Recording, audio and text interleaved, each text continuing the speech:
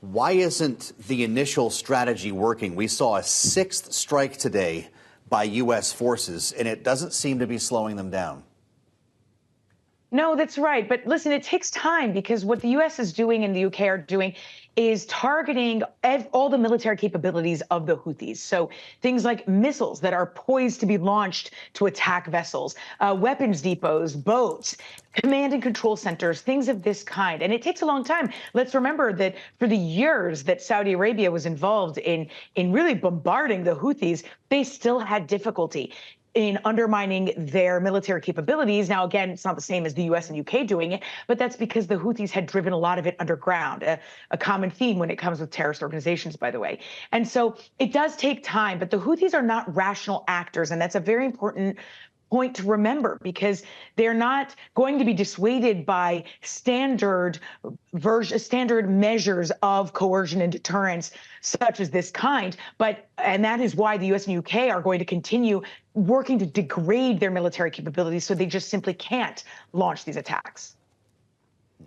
Well, we heard from the National Security Council spokesman John Kirby earlier about the latest strikes against these Houthi targets. Hagar, just take a listen to what he said earlier today.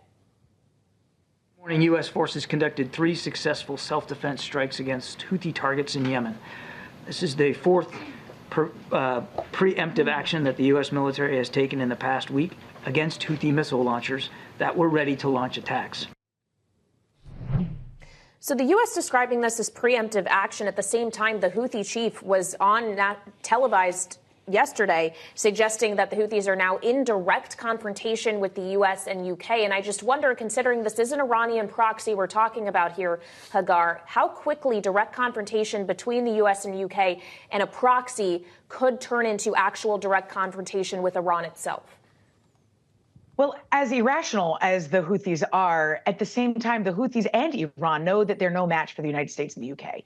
And so while you're going to see this escalation continue, you're going to see this is obviously a very dangerous zone. It is particularly precarious because a miscalculation could take place.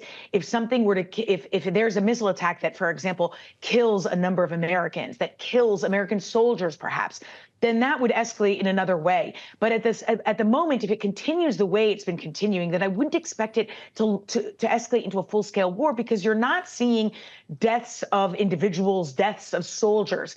And Iran knows that. They have their warship station deployed in the Red Sea, but they would much prefer their proxies to carry this out for them. And when John Kirby, for example, when he says that it's successful, what he means is not just the fact that they successfully hit these missiles, but they prevented an attack from happening because they targeted those missiles. And that is really the crux of their strategy in the Red Sea and in Yemen.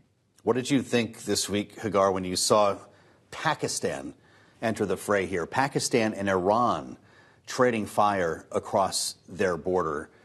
How dangerous could that make this existing situation? You know, what's fascinating about that, I want to divide that into 2. So first on Iran.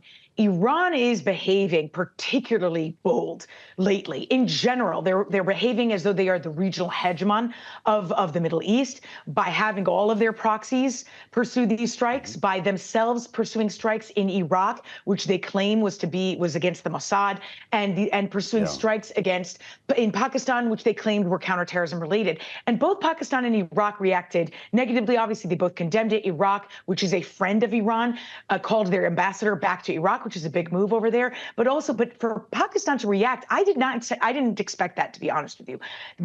I expected Pakistan to be angry, to say that it was a violation of their sovereignty. I did not expect Pakistan to then to respond with strikes of their own. Now, again, could that escalate into a wider, full-scale war?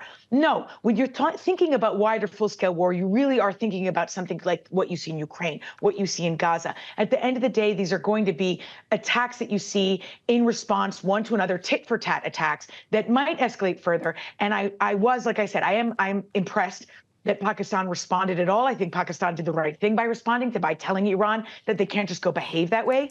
But I don't expect it to unfold into something catastrophic. Mm-hmm.